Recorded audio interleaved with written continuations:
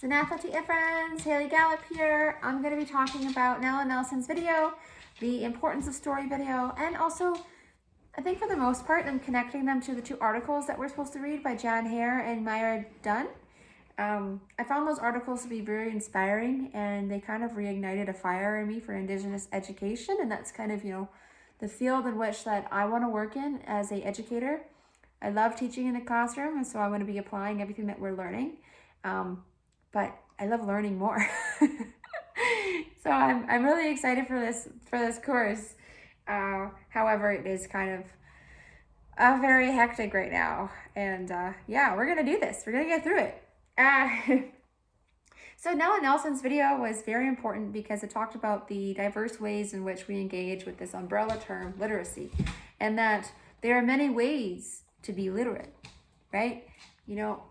When she was what she was talking about, oral language, art, environmental literacy, that sort of thing, I was inspired, and I thought about my grandfather, my great-grandfather. He spoke our Tahltan language fluently. He was the best hunter, trapper, alive that I knew of. He built his own snowshoes. He built his own dog sleds by hand with no fancy equipment. And to me, I feel like he's the smartest man on the earth. He's gone now, but the smartest man that I've ever known. And he felt like he didn't like himself most of the time, because the world in which he grew up in told him that Indians were worthless, that they weren't people, and that everywhere he went, he'd see these words all over the place, and he couldn't read them. He didn't know how to read them. And because of that, he felt small again. He felt little, which made him not like himself. And, one of my mentors talked to me about a video interview that she did with him, and he said that he felt blind to the world because he couldn't read or write. And that broke my heart, because he's the smartest man that I've ever known, and he has so many different forms of literacy under his belt that I will never know, that I will never have the privilege of learning. That got a little personal, but to make it more personal, the articles talked about because it's important that our students are getting instruction and are being instructed in literacy in diverse ways that are culturally relevant, that are relevant to who they are as people. And articles talked about how if they don't receive that sort of education, they're not going to connect with the material, they're not going to be successful, and that the early years matter so much. For me as a primary teacher, it weighed on my heart to hear that, to read that, and I was like, wow. I felt like I knew this, but it's just reaffirms that for me. The articles talked about nearly half of our Indigenous students fail to obtain a high school diploma. I've witnessed this all the time. I'm like, there's two of us in my family, my immediate family, who have a high school diploma. I'm the only one with a university degree in my immediate family. Now there's many Tahltans who have university degrees and are professors too. That's awesome. But why is that? Why is that? What failed them? How did we fail them? Now, many Indigenous people don't have the literacy knowledge and skills to participate fully in society, Western society. This entire society is based off of Western ideologies, white supremacist thought, right? Systems that benefit the settler and not the marginalized and colored groups of people, right? And another thing that was mentioned is that literacy experiences of children from lower socioeconomic and minority backgrounds are often not consistent with the literacy practices they encounter in formal early learning settings and in school, resulting in their lack of success. So from what I've learned from these articles is that we need to engage our students. We need to accept them and their experiences, and we need to connect with them in a way where that they can recognize, and we can scaffold their learning based off of those experiences that they've had in their lives. Now, Nella Nelson talks about how it starts with self. How do we do this as educators? How? You start with you. You start with situating yourself according to place and privilege. Who are you? How did you come here? Who did you displace when you came here? What was this place like when you came here? What was it like before you came here? Who are your people? How do you fit into all this? What's your role? What's your responsibilities now that you know, right? There's so many different things.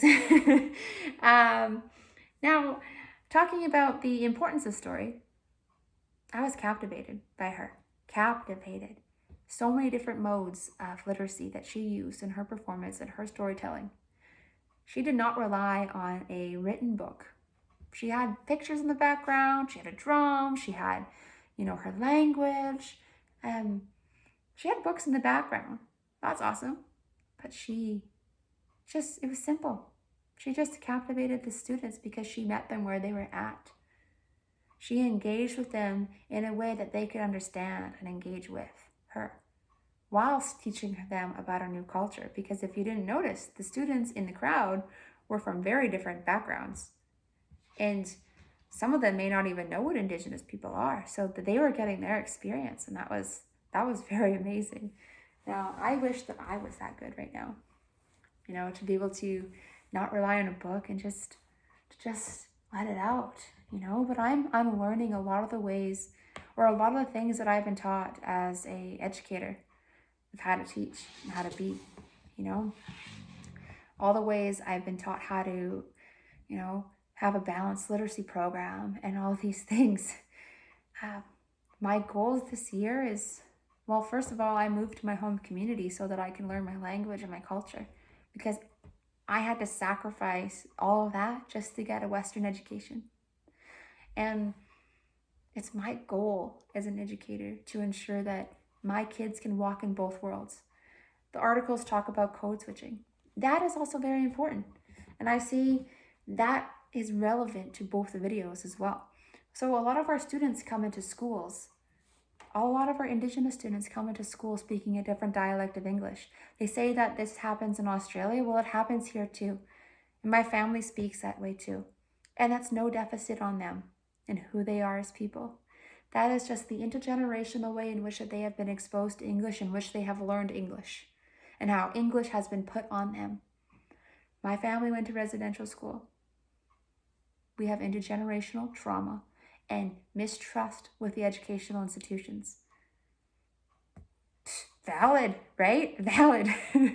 But my brother, I've seen this. Maybe this is why my brothers and sisters failed school. Maybe this is why they're failing all their courses and that they drop out. This happens. This has happened to most of my siblings. The way that they speak and who they are is seen as a deficit. And the way that we teach is in a way that it just makes me feel it doesn't make my spirit feel good. It makes me feel uncomfortable, right? We're correcting them every turn, every chance we get. Every time they speak, I've seen teachers correct our kids, correct them. I've seen it so many times. And I know that teachers mean well, but what's happening for that student is that they're not feeling smart. You're shutting them down, shutting down the learning. What we need to do instead is what the article suggests, is we need to teach our kids how to code switch. And how I understand this term to function is that we teach our students that there's casual language, the way they're speaking, and then there's language that is used in a more academic or professional setting. So language that they might use in an interview, or language that they might use in an essay or a resume or whatever, right? Or taking a test. These things are important to teach, but you do not associate the way that they speak as being a deficit. Because Indigenous people have been told their entire lives that who they are is a deficit. They're already coming to school with all of that baggage. Like, anyways, I kind of get a little passionate about things and I kind of just talk. Anyways, I think that I'm done now. And I hope that this video is acceptable for you. And yeah, Haishka and Klan Medu. Thank you very much for listening, and I hope to have amazing dialogue with everybody else in the class throughout this term. See ya!